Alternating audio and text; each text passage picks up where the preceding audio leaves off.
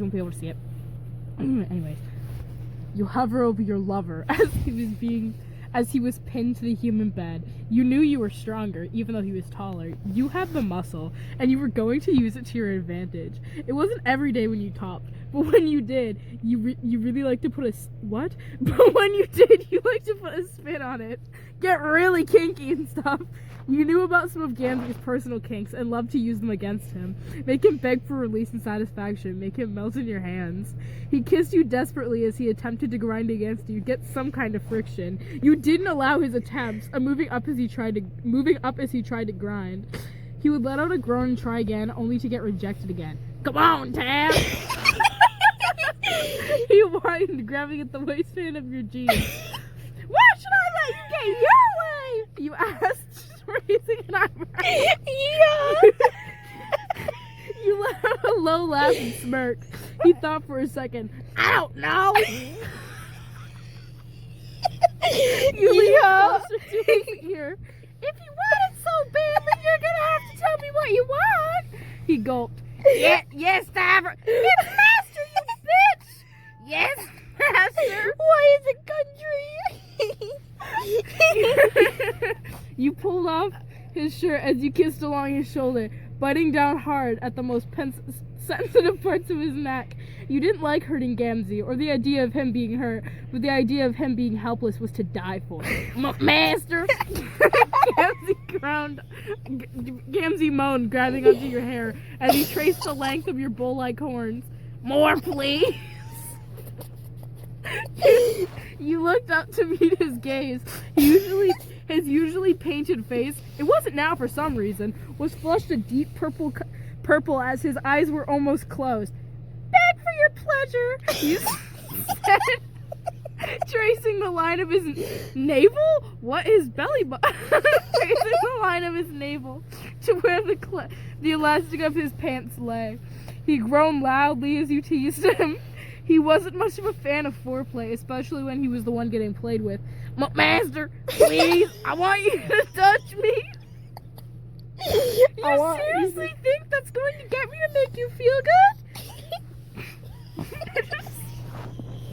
Anyways, Master, fuck me, please.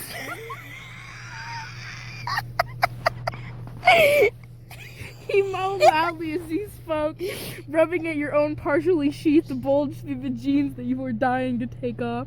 You smirked. That's better. Now be a good boy and straight for me. He nodded and shifted off the bed. He removed his pants, taking them off slowly, sticking his ass into your face as he rids them of his body and threw them to where his shirt lay from before. You removed your own, not breaking eye contact. His bulge painted the front of his boxers purple as it moved frantically to find a nook or any kind of opening. God damn, you just wanted to fuck him, to pin him down, pound him nice and good, but he would have to wait. Gamzee didn't remove his boxers, but instead walked back over to you and sit between your parted legs. What does my little Gamzee want? You asked, taking your hands through his knotted hair. Master's bulge, please. He moaned, breathing onto the bulge with very warm, heavy breaths. You laughed under your breath and pulled his hair slightly. Me first, then you can get what you want. He groaned inside, once again breathing on your bulge. You licked your lips and shifted so Gamzee could get his face fully between your legs and look at the outline of your bulge. The cotton covering covered everything, but the genetic material that seeped through the fabric. Gamzee sucked at the fabric, tracing the folds of your nook with his tongue, and then up to your bulge. You tried to keep cool, to not break character, but the pleasure running through your body increased quickly. Gamzee brought a hand up and moved the fabric out of the way, slipping them off of your legs as he buried himself back into you, sloppily tongue-fucking your nook as he played with your bulge in his other hand.